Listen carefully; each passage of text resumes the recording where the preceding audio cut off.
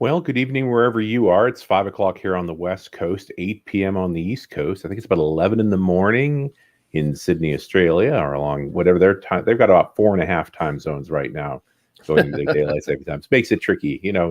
I appreciate the time zone. Canada's got one of them as well.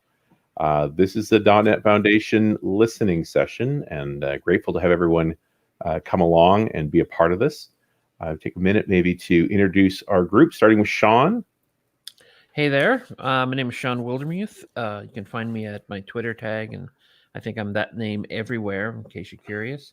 I'm been a board member for about a year. I head up the outreach committee, and so I sort of view the board from that lens, and I'm here to answer any of your questions. Rich? 30 minutes later in Newfoundland, I think is what you were talking about, Richard.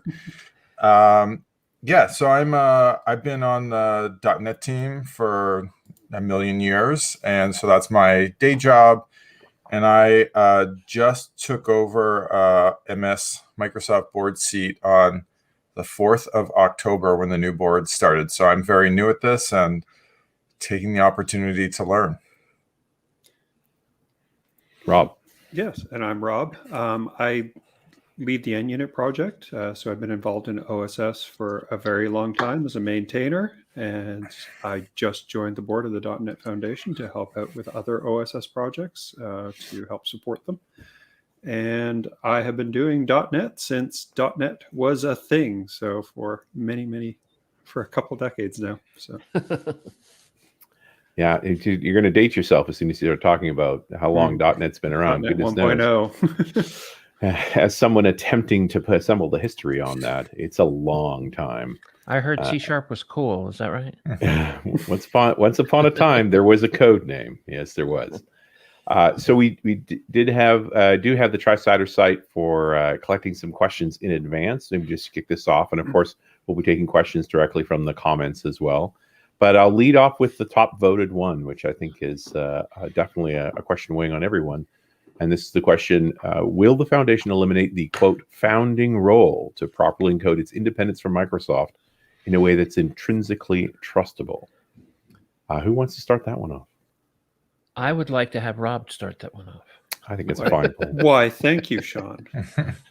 I'd say that everything's on the table. We are willing to look at our bylaws. We are willing to, as a board, to discuss them and make any changes that the community feels we should make in order to regain confidence that the foundation is serving the community. Do you have anything to add to that, Sean? I will say that we've already had discussions about this, and next month's board meeting, we will look at it. We do have some people looking at the feasibility of it legally, as well as working with Microsoft to make that change. It's certainly not a done deal, and it's certainly something we've heard from the community. And in that way, we want to answer it in one way or another, whether we are able to make that change or whether we end up deciding not to make that change.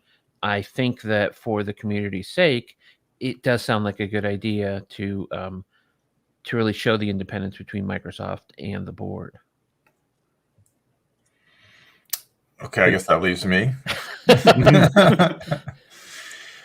Yeah, I agree with everything that's been said. In an ideal world, we could figure out a way to make the .NET Foundation, the .NET, core open source project, Microsoft, and the .NET community at large, take all those things and make them better. I think, the feedback is we haven't necessarily found that exact secret sauce up until now. But Microsoft's main goal would be to make .NET better in some way. So that's what I would say from, my day job. And then on the .NET Foundation side, I just want to figure out what the feedback is and act on it. And I will jump straight to the questions here because I think they're relevant to this first question. Like Glenn Watson asked, do we know the motivation for having a founding member in the bylaws in the first place? I think if you look at other foundations that are very similar to the .NET Foundation, like the Rust Foundation, you will find founding members who appoint board members in those foundations also. I do not know the history, but I would assume that Microsoft wanted to protect, a way to protect .NET. It was a pretty big thing at the time for Microsoft to open source .NET, and I think that was one concession that they asked for, and I think at the time it was a very reasonable concession. Maybe at this point we can rethink that, but I don't. Go ahead, Sean. Sorry. I think it's important for us to just understand that the founding board member is a separate issue from how much support we get from Microsoft. Because one of the things that makes the foundation possible is that we have corporate sponsorships, and Microsoft is one of them. And so we're not talking about breaking ties with Microsoft in some strange way, or the changing of the way that .NET has been open sourced, and whether we'll change licenses or any of that. Because I think what's happened in the last couple of weeks, especially with the issue surrounding hot reloading and all of that, that there seems to be this confusion in the community about what the foundation is for. And the foundation is to help shepherd open source projects in a way that I'm sure Rob can speak more to this, but that we're not trying to impose our will on any of the open source projects. And one of those happened to be .NET, right? The same for NUnit and these other projects. And if we're getting in the way of their decision making or trying to imply our will to them, it's the wrong decision as far as I'm concerned. Reed adds to this with the question, is Microsoft willing to look at changing the founding role? Are they the only ones capable of making the change? I don't know that the board or the foundation has ever asked to change that role before, have they? We have not asked. As far yet, as I know, we've never asked. As far as I know. And one other thing that I'd like to make clear is that the executive director is a non-voting role. Microsoft does have veto rights, but the executive director is not a voting role. And I don't think that Microsoft has ever exercised that veto right. And as a board member, I have never felt, now I haven't been a board member for long, but I've never felt any influence from Microsoft. I've never even heard any direction from Microsoft.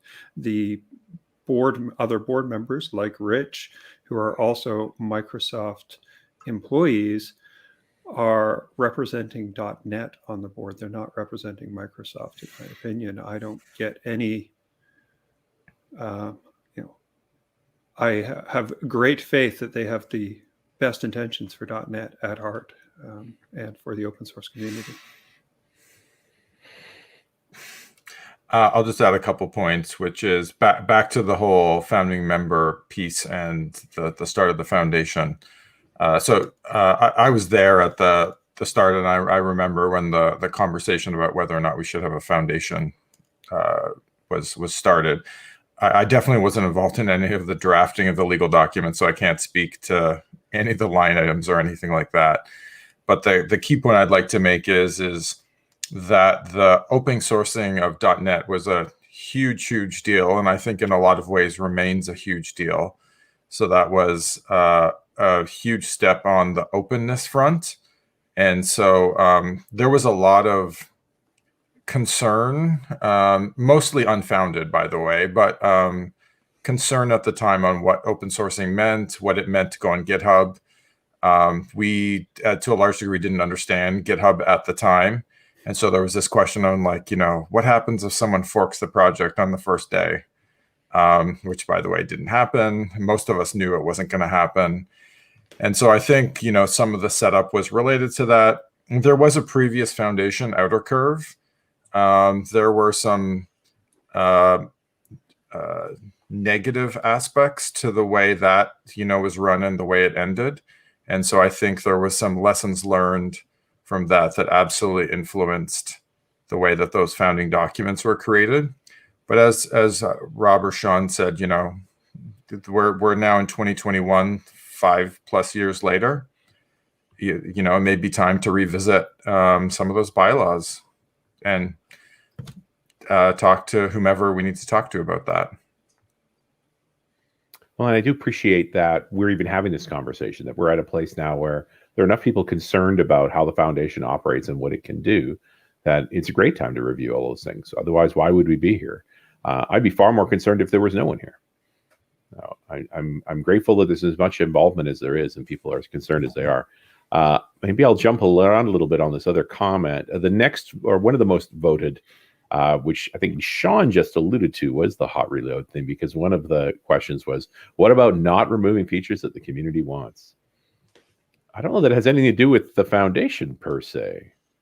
And I hope it wouldn't be a worry for the foundation, because like I sort of alluded to earlier, I don't think our role is to change direction on the open source projects. Those are among the maintainers and the followers and the users of those projects. You know, one of the things that I think is important to understand is that I think our role as a foundation for open source is to promote open source and to protect open source. And part of that is by taking projects under our wing, whether that's something as large as .NET or small as some of the smaller projects we've that are under our umbrella, is to make them feel safe legally for larger companies that might be more risk averse to taking charge of those. So the idea that if the maintainer decides to abandon the project, or, you know, God forbid something happened to them, that there's a larger organization behind them, and that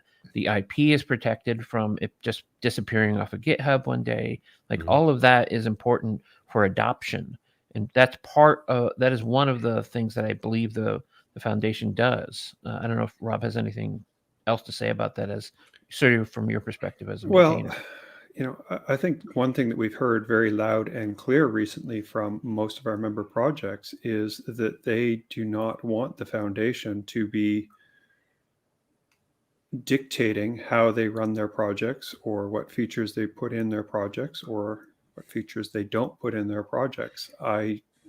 The .NET team is an other project, and I don't think that they should be treated any differently. And as a project maintainer, I do not want to see the .NET Foundation playing that role in the OSS projects. I want to see it supporting the projects that are under the foundation. I do not want to see it dictating or adding layers of bureaucracy to running those projects.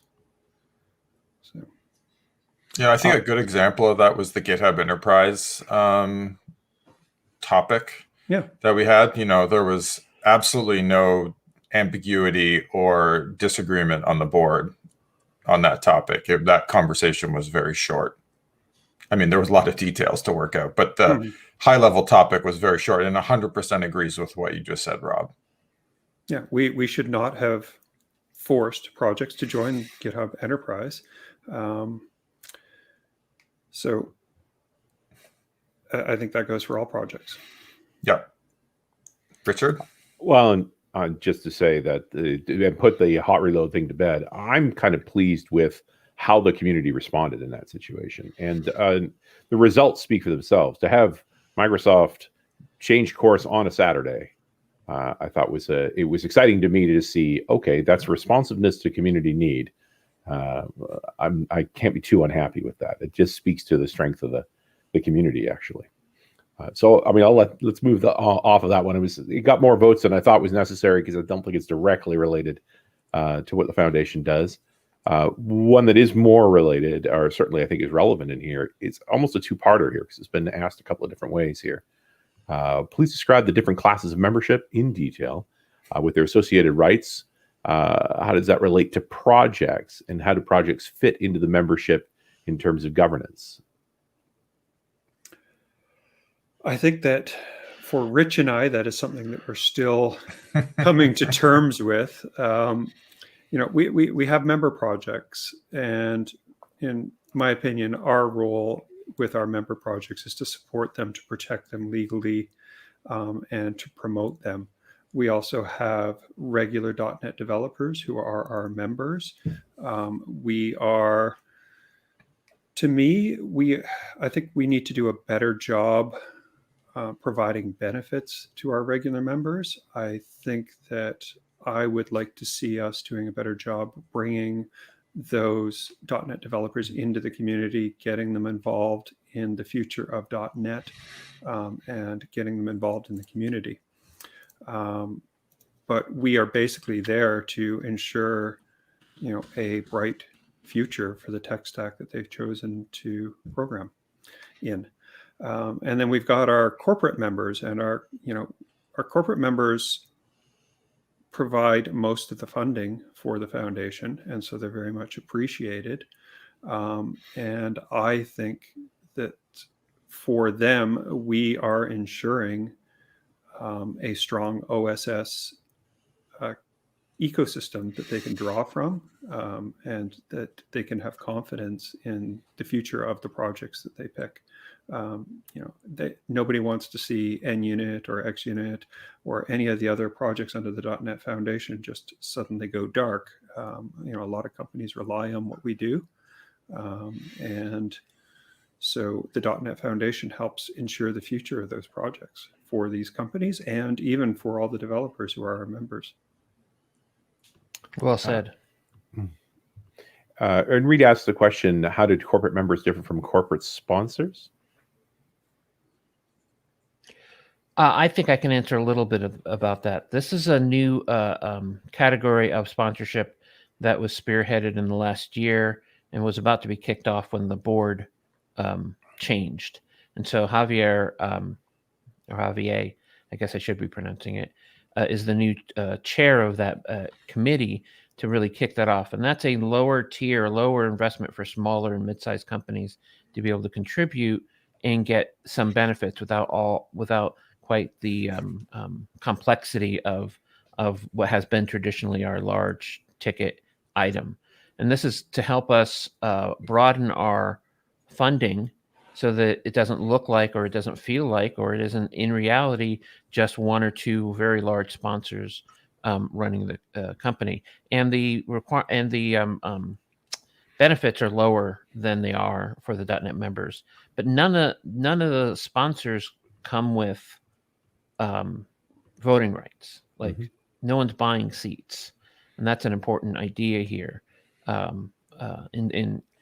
We could really think about the Microsoft's founding member role and their sponsorship role as separate.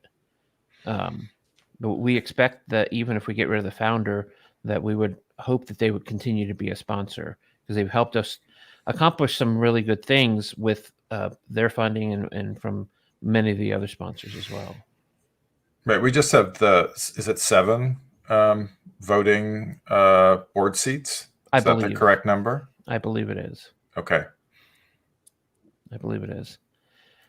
And, to that idea about the board and the voting members, I want to, since we have an audience here, I want to push out that, part of how you can help the foundation is to come help us, like show up at committee meetings, help us know what you want. If you're passionate about this, and almost more importantly, next time the elections come, please run. I think we had a struggle in finding people who are willing to run and dedicate this free time to the project, and not everyone, is willing or able to do that. And I really understand that, but we need to have the people that are as passionate about these features on the board to help drive those things that are as important to them. Yeah, it is a real time commitment. Like, even with me, where this is like supposedly part of my job, I'm mostly doing this in my free time because I want to, and but it, for the other folks, it's absolutely in their free time, and it's volunteerism. Like there's no other way to slice it. Don't scare them away, Rich. Yeah. Sorry. I didn't mean that in a bad way, but it's just clear. This is a volunteer board. Yeah, we all have day jobs. And it doesn't have to be volunteering to run for the board. You can just help out on a committee. You can help out with some of our outreach programs. You can help out with our OSS projects. There's many ways to get involved. And I don't think we've done a very good job of, engaging the community and getting them involved and then bringing them into the foundation. I think we need to do a much better job at that. And I hope we can going forward. I think the things that have happened over the past few weeks have been a bit of a wake-up call for the foundation and for us. But I also think that some of the things that happened didn't happen intentionally. I think they happened because there were so few volunteers at the foundation, and things were rushed, things were missed, communication wasn't done, and we need enough help in order to do things properly. And so I'd encourage everybody to get involved.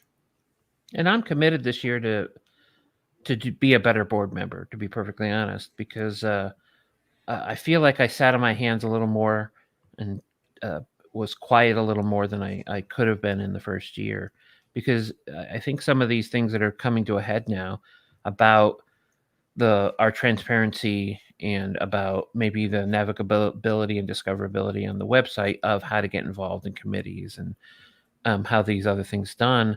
I sort of tried to take a back seat because I didn't want to be too, bristling. I've decided with everything that's going on that I'm going to be annoying instead. So that's my commitment to the board this year is we need to see change and we need to see movement, but that also means I can't do everything, let's say, in the outreach where I'm sort of focused. We need people to show up and want to help and want to make our community better, because it's ultimately what all of us are doing this for, hopefully. Moving on to another question from the list here. And this is one that you submitted, Sean, that really got a lot of votes too. What is the .NET Foundation's mission? And I'd be remiss if I didn't also include the comments from other folks, including Reed, who said that the mission should address how it fits into the 501c6 guidelines, as the .NET Foundation is a, quote, association of persons having a common business interest whose purpose is to promote the common business interest. And it goes on to question, who are the persons having a common business interest, and what are the lines of business which the .NET Foundation hopes to improve? Well, I put the question up there, so I will try to answer some of it, and I'd love to hear what Rob and Rich have to say afterwards.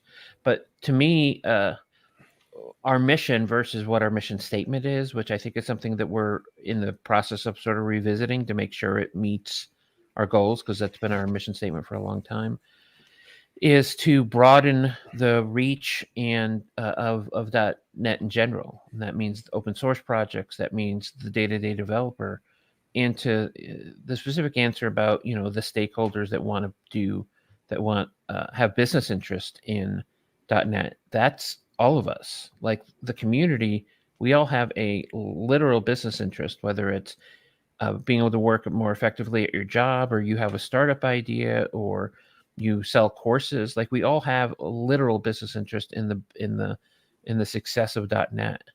And this involves several sort of natural stakeholders. We've been focusing a lot on open source projects and maintainers, which we really haven't had a good place until Rob sort of ponied up with, we need to have a committee for maintainers, which I think is a great idea. I've been chairing the outreach committee, and we're trying to find the people who aren't using .NET and get them to use that. And that whether that's people who are think of Microsoft as sort of the next IBM, and that everything that is in Microsoft is old. I mean, that's certainly a thing that we need to combat, but also reaching out to underserved minorities and geographic reach, trying to find and get .NET in the hands of people that may have not had access to it, or it isn't prevalent in their countries or in their communities, or whatever that may be. We want to, be able to help those people. And sort of a good example of sort of the outreach, what outreach is currently doing is like helping user groups stay connected during COVID and helping them stay in Meetup where they already have this investment in their users. That to me is sort of the perfect example of what we're trying to do. We're trying to empower these grassroots organizations, which happen to be called user groups, into helping their individual users. And that's the kind of work that I'm interested in. So I don't know if Rob or Rich have anything to add to that. Yeah, well, to me, the C6 versus C3 argument is a little bit of a red herring, and it isn't really what a lot of the community is concerned with. I look around at other foundations that are very similar to the .NET Foundation, like the Linux Foundation, like the Rust Foundation. They're also C6s, and I strongly feel that what I am doing and then what we are doing is, supporting the confidence and the future of .NET, and selfishly the future of my career and my choice in a programming language and a stack that I love. So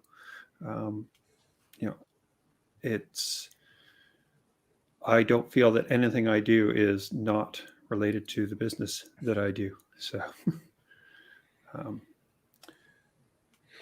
anything else? I have a similar view as both of you. The legal, like the tax code thingy that we chose, or that was chosen, is not super important to me. Meaning, I think we should get the whole charter of the foundation clearly defined and make sure that our stakeholders believe in that. If we find that somehow we've crossed outside the lines of what the C6 tax code allows, then I guess we should change it. If we're still within the lines of what that allows, then awesome. But I don't feel that the tax code is the place to start. Yeah, and I think on who the stakeholders are, I guess I think it probably should be a maintainer first organization. Like, those are the interests to first align with, but then obviously the consumers of those projects come a close second. But if the .NET Foundation is supposed to be kind of an IP holding cell of sorts, at least as one of its functions, then I feel like that has to be a maintainer first. That has to be the first stakeholder in line. And then there are several others, all of which I think have been, or most of which have been mentioned. Yeah, I really agree with you there, Rich.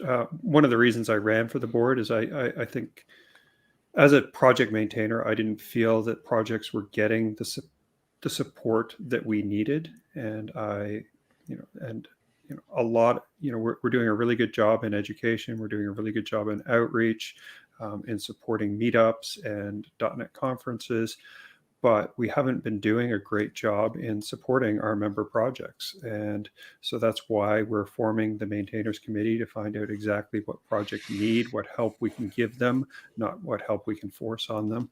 And I think we really need to rethink that going forward.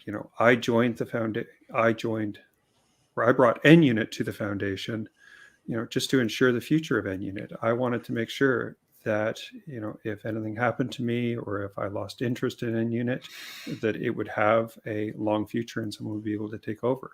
I also wanted to have confidence in the contributions that people were making to NUnit. Without the CLA bot, it was a little bit of a gray area who owned the contributions that were going into the project. I also wanted legal representation. I wanted to be able to sign our NuGet packages so that people knew that they were secure. I think a lot of the things that .NET Foundation is trying to do are really good things. I also saw in the comments, asking, what's our relationship with other .NET OSS projects that aren't part of the .NET Foundation. One of the things that we've been talking fairly seriously about is ways that we can support other OSS projects. We can't bring every OSS project into the foundation. We just don't have the manpower to do that or to support them. But we could help them with best practices or help them sign their NuGet packages if that's what they want to do, or set up their own, CLA bots. I think there's a lot that we can do with other projects and to help them grow and help to get the word out about them. I will say one thing, that our mission can be fluid. Mm-hmm. And what I mean by that is, if the community says, well, we don't care about X, Y, or Z, but we'd like you to focus on A, B, or C, we need to know that. And as a board, we can make that change. Like, everything's on the table, as I think Rich said earlier. And so if what we've been doing isn't important to you, that is as important as, finding out what has been valuable to you. Mm. And this is one way to let us know what the community wants, but the best way to get to let the board know what the community wants the foundation to do for them is to get involved. Join the committees and get involved in the things that you're passionate about. If you are passionate about OSS projects, get involved in the new maintainers committee, or get involved in the projects committee, helping onboard the new projects.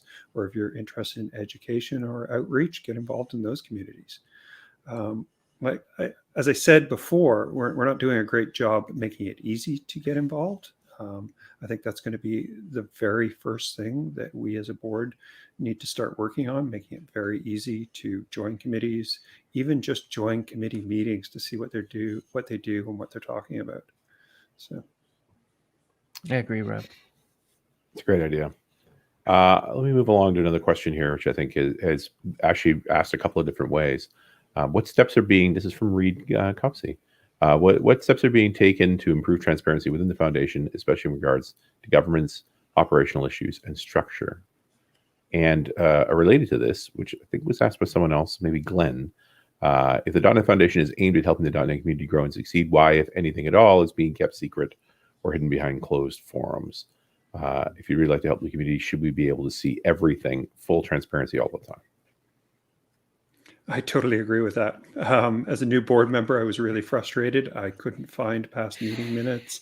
I couldn't find our bylaws. They're all stuck in SharePoint or in OneNote.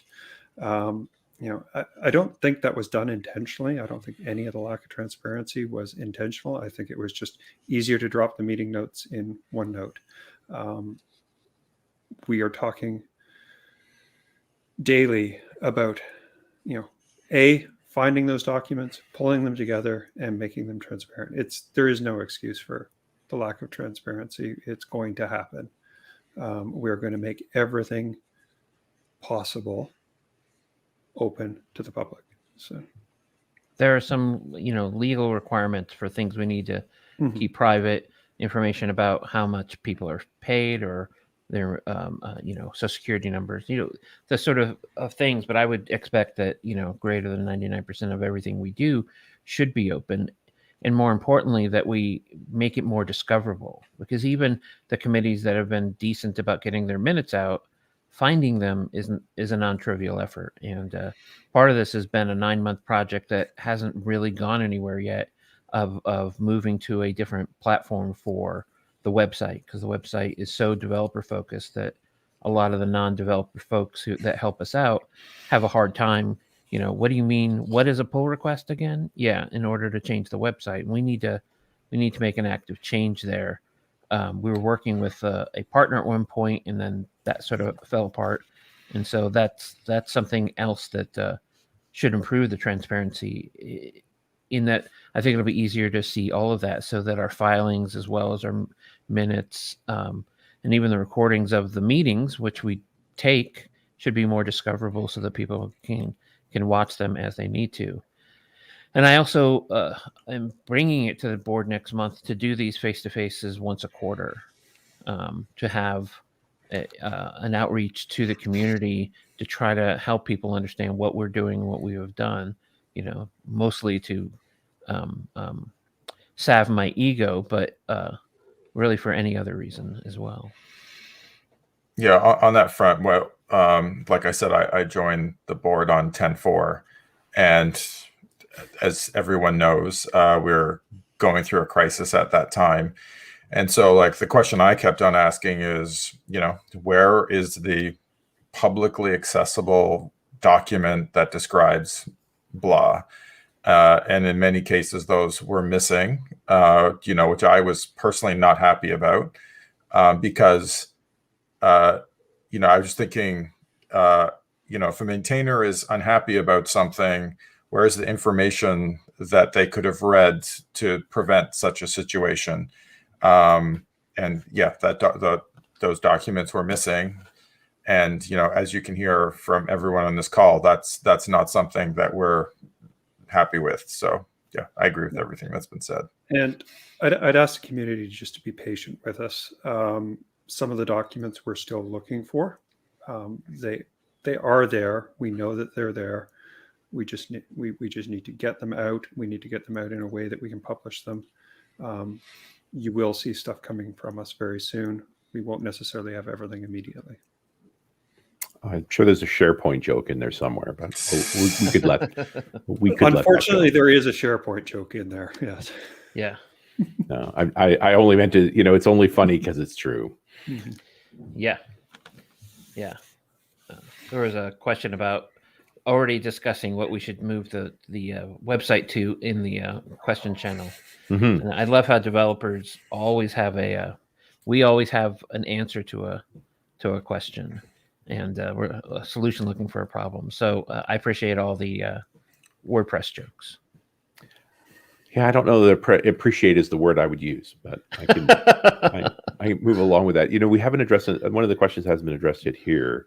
Was what do the stakeholders get out of being involved in the foundation, including members, maintainers, meeting organizers, and so on?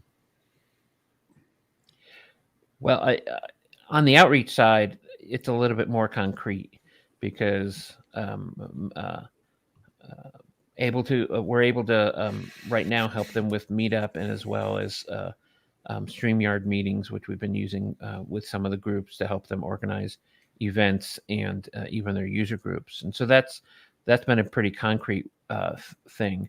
For maintainers, I think there's some discrete ideas about how they are benefited by being in the foundation. Maybe Rob can talk to that better than I can. Yeah, and we did talk about this a little bit about the reasons I joined or NUnit joined the foundation.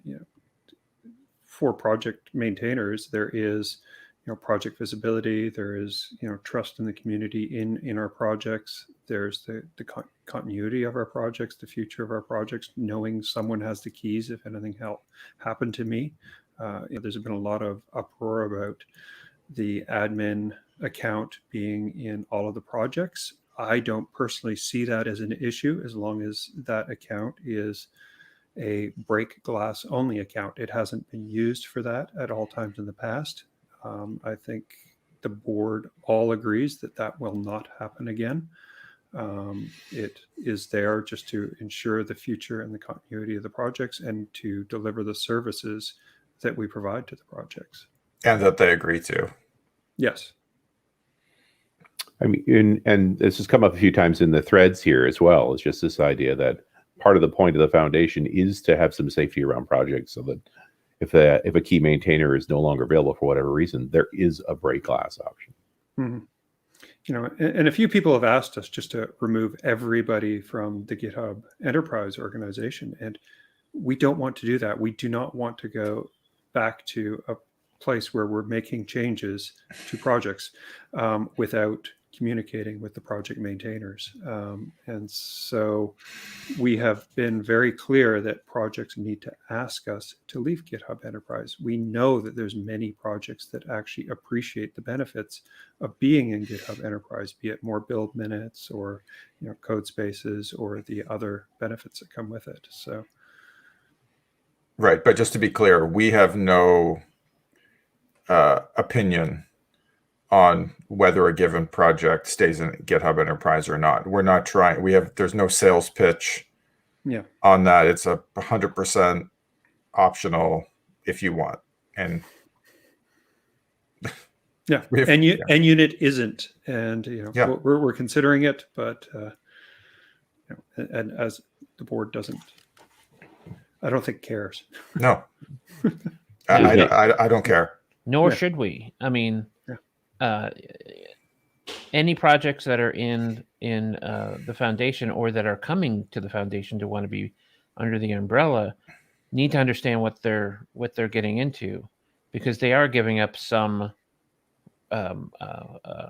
benefits to gain other benefits. Like you're giving up complete autonomy to get some of the other benefits of protection of the IP and some of the other things. And I think that to support what Rob was saying, we need to be clearer about that in general, not just on the website, but also as we onboard or projects into the team. We need to make it very clear to them, because I think that some projects have come in without truly understanding what's all involved and why it's involved. But I think going forward, I would like to see very few hard requirements for being a project in the .NET Foundation. I think there's some things that we have to do.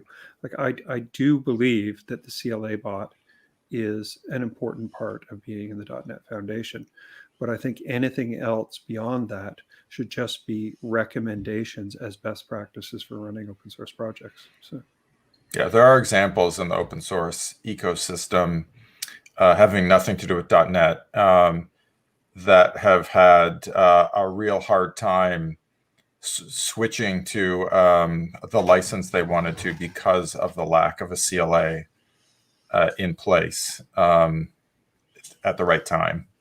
So that's a very real thing. So I agree.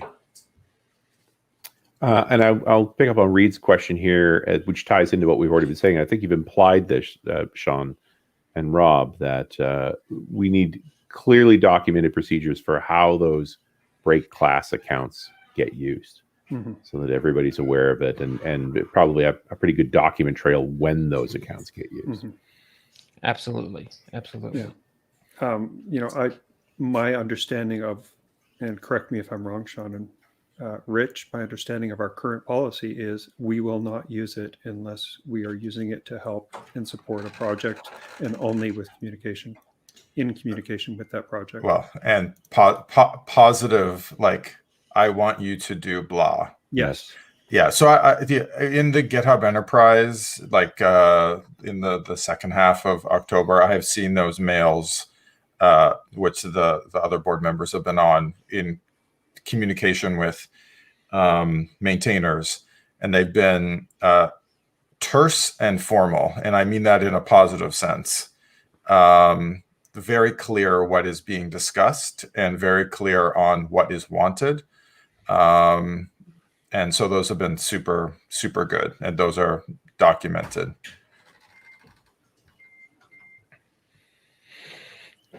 I think we've run through the questions that were asked in advance for the most part, and I'll happily take on any more coming from the comments themselves. Tanner Gooding asks, are there any plans to document the clear whys about things like CLAs that are good, and basically all the de facto requirements? We certainly could. Yeah. And Tanner, you could come help us do it too. I think it's a good idea. And the issue with CLAs is not limited to .NET, right? And so it may be that we defer to someone that actually explains it well, as across OSS. I haven't done the research, so I don't know that answer. Yeah, I'm perfectly willing to borrow and steal from other OSS projects. Yeah. Yeah, like I said, it has nothing to do with .NET. I happen to have spent a bunch of time on that topic because the CLA concept was super mysterious to me at first, but it definitely makes sense. I'd also like, another thing that's still a tiny bit mysterious to me is aspects of the .NET Foundation membership agreement and the difference between assignment and contribution. That's one of the documents that I would like to see that clearly describes the differences between those two things. Because I personally would not be able to describe it to my satisfaction if asked, and that's kind of a problem. Yeah. I think that's true for a couple of people on the board, including me. I wish I was more knowledgeable in that space. And yeah, one thing I was wanting to raise is like half the board started this month. Mm-hmm. So like I got some we'll call it critical feedback after the first talk this morning that some of the board members didn't seem like they knew everything. And this goes back to the volunteer role thing. So half the board started less than a month ago. The other half is more veteran, but the board as a whole is only working together starting this month, and it's been a tough month. So it's a lot to ask, people like myself and Rob, who are new, to like be able to answer all the questions, because we're just learning. And this is, even if it was a full-time job, we still wouldn't be able to answer all the questions. Yeah.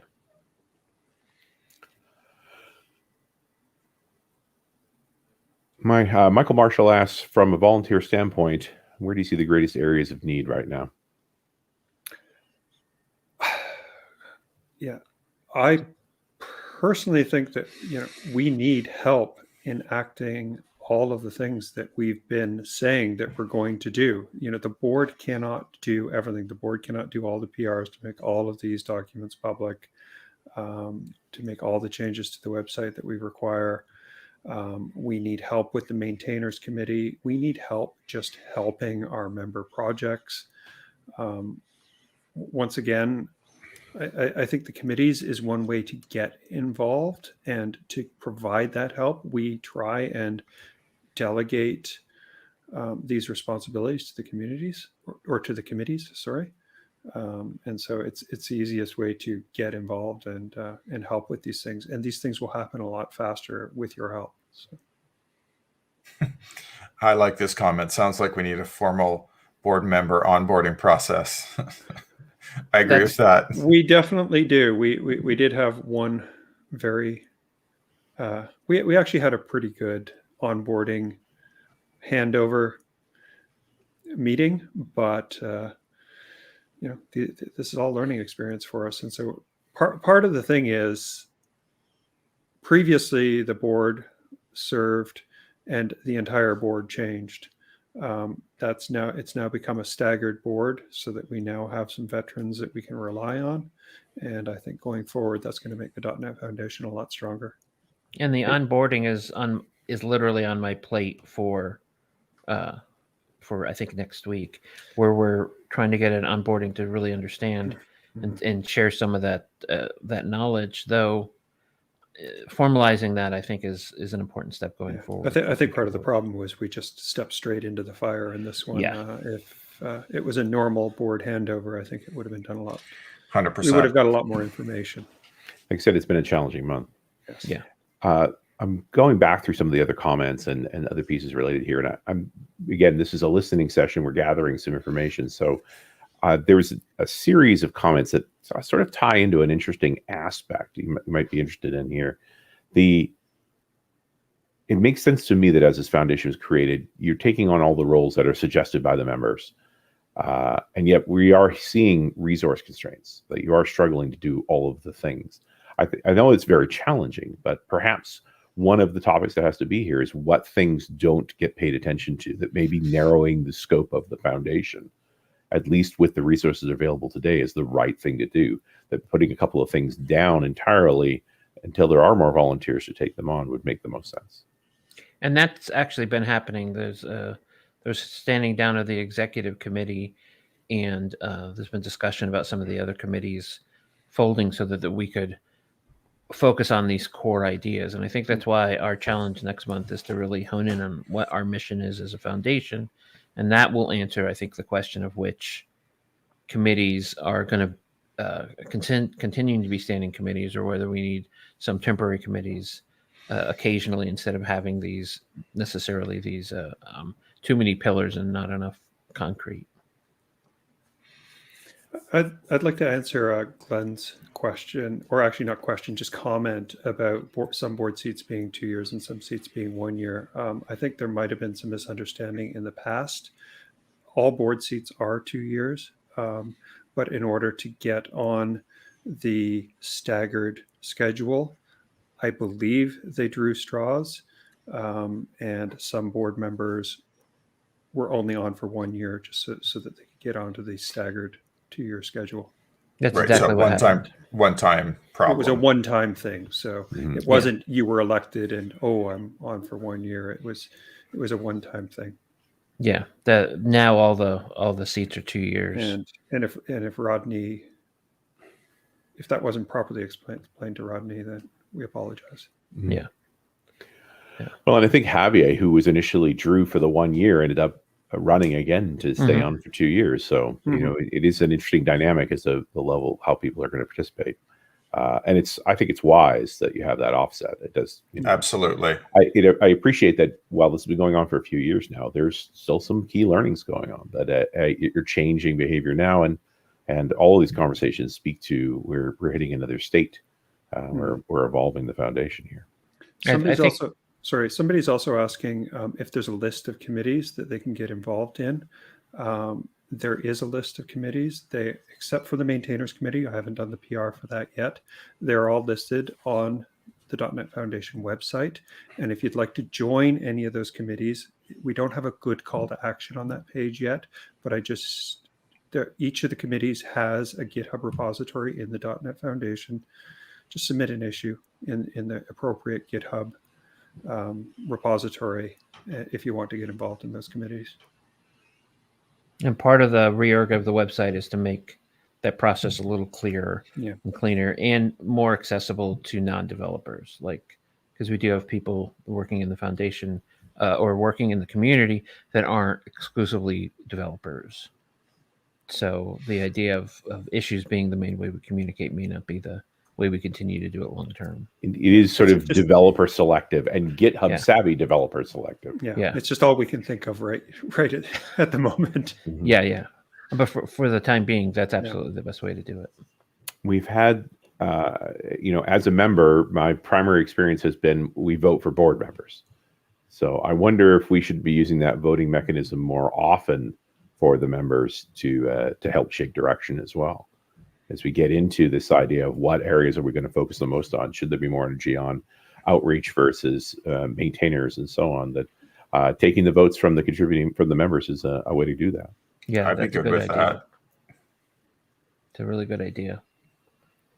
And certainly encourage all of the members to be routinely engaged, to be up on the issues because they are being asked to vote. We got a list of committees. I think we've done pretty well on the questions here. Any others that I've missed? Well, I'll just add a topic that was going through my mind, which is we were talking about, maintainers. And, as I said, I'm new to this. I've been super impressed with the board. I kind of knew maybe half of them before, half of them not. They all have kind of, different skills and backgrounds, but I'll say, and this might slightly embarrass Rob, and hopefully Sean will back me up on it, is, I think Rob is clearly a maintainer. And so I think we've been putting a lot of weight into what he's been telling us from a maintainer perspective. So while all the board members all have one vote, I think Rob has a fair bit of influence on the maintainer topics, and certainly I'm listening. Do you feel the same way, Sean? I do. And some of this has been because we've been putting out fires, and that edge of the foundation has been one that has needed the most water. But there's also, I think we have a larger problem that doesn't always get talked about, and that is the only time that a lot of .NET developers hear about the foundation is when we're putting out fires. And we need to do a better job of communicating what we do and why we do it, and making sure that people still want us to do it going forward. so that the only perspective is, well, I don't know what the foundation has to do with my day-to-day job, and now it looks like they're X, Y, or Z because that's all I'm reading on Twitter. Yeah, my main point is that the maintainers have a strong advocate in Rob. Mhm. If you feel like you really want to push the maintainer agenda, you could always reach out to Rob and bend his ear a little bit. Yeah, but I'd also say that we have a really well-balanced board. We have maintainers on the board. Matthias is also a maintainer and a very strong advocate for our projects. But we also have people that are passionate about outreach, about education, about diversity, and just getting more people involved in the .NET community. And I personally think that the .NET Foundation should be doing all of those things to one degree or another. I think we do need to, look at the balance of those things, and and that's why we want to hear from the community. Tanner was asking a question about streaming committee meetings and board meetings. Now, I think this came up the last time around, and all of the committee meetings are available for anyone to participate in. Maybe not as discoverable. I believe so. I don't think they're discoverable. I think it's actually the discoverability is terrible, and that needs to change. And right now, it's just a link to a Teams meeting, and that is super not discoverable, and that's something we have to fix quickly. And that's just the fact. So the idea of like streaming them through YouTube, like the .NET, I can't imagine that's going to be super available, but because you can join the meeting, you can stream it, just not maybe on your TV one way. We want people to be involved as meeting members, not just voyeurs. Right. So Simon Kropp has a good question. He just says, so are they recorded? Yes, they are all recorded. All. What we haven't done a good job of is, instead of having the recording hidden somewhere in Teams, we need to get them out there. Yeah, to be honest, so like I didn't actually know that either. Yeah, they are all recorded. They are. You just can't find them. So it's like the internet, really. Yeah. Yeah. So to ask the somewhat unclear question, what about so we're talking about the committee meetings. What's the story about the board meetings and their recordedness? I believe they're recorded. I'll need to go back and check. I am pretty sure you are correct that they are all recorded for accountability. Now, that said, I think my feeling is that the board, all of the board's decisions should be public. But I think that the board also needs to be able to have private conversations amongst ourselves. And the board has to discuss some sensitive issues, and so everything on the board cannot be public. And there's a case to be made for in-camera meetings and general meetings or public meetings, and separating the two. And we will try and I think I would like to do more general in public meetings, but we're going to have to do some in-camera meetings. I'm still getting used to the technology. But I would like a mix of both, which is I think what Richard was saying. The other thing is it's kind of slightly doesn't matter at the moment, but I think there's been a lot of confusion about the role of the ED and the board, so we already covered this, but I want to say it again. So the ED has never had a vote, and isn't going to change. The other thing is that there is a board chat that's in our teams. The ED is not present in that. It's literally just the 7 people who are on the board, and so we feel free to have any conversation that we want to have among the 7 board members, and so that's how we carry out a lot of the day-to-day kind of flow and kind of figure out what it is we need to react to. Like, for example, together on that chat, we got that GitHub Enterprise document put together that Rob posted. And then, there were specific pieces of feedback that, people wanted to bring up to say, like, either I agree with this and I think we kind of need to do something about this, or like, I'm not sure. What do other people think? I'd like other perspectives because beyond mine. So there's been a lot of those kind of conversations because not everyone has the context to reason about every single piece of feedback that comes from the membership. So that's kind of what's been going on. But- Folks, we're about out of time here. Should we make the last bit of feedback here? What is the plans for the board going forward from this meeting? Well, I think we've received a lot of feedback over the past few weeks from the community. Actually, I'd say all of it is valid, and we need time to digest some of it. We will be making immediate changes, trying to be more transparent as quickly as possible, trying to make everything more discoverable, make our committees more discoverable, help people get involved. You're going to see that very quickly. Some of these things are going to take us a little bit longer to, work with the lawyers and figure out how things work and just make sure everything is correct. But Rich? Yeah, very similar. Like, transparency is kind of one of my key things. I also want some much more clarity on the stakeholder goals that we've been talking about several times.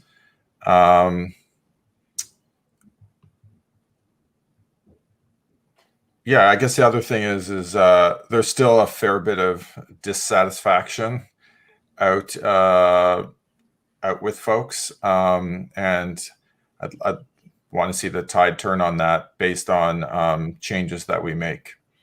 I also saw Glenn's points. Like, I was surprised to see Rich on the board and for that not to have been communicated. I feel the exact same way as you, Glenn. I don't know if there's been a blog post, for example, that details out who's on the 10-4 board. That should totally happen. So I'm right there with you. Yeah, there's a lot to be done at the next board meeting, and that will only start a lot of these things. So I think you'll see some things come out of that board meeting that we'll be able to announce.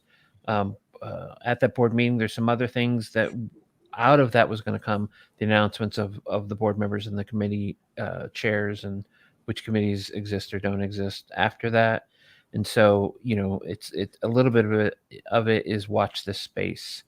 Right now we're doing a lot of that communication through the blog or the newsletter, but that isn't, again, all that discoverable for people unless they've signed up for the newsletter. And with that, I'd like to thank you all for participating and the attendees that are here and the great comments that we've had. You've driven this conversation forward. And to my board members and friends, thanks for being part of this. Thanks, everyone, for being here. Being involved. And thank you so much, Richard. You did a super good job both of these times. Thank you. Really That's appreciate that. He's going to get a big head. Please don't. I think I got a little late for that, friend. I'm pretty sure. Have a good evening or morning, folks. Whatever time zone you're in.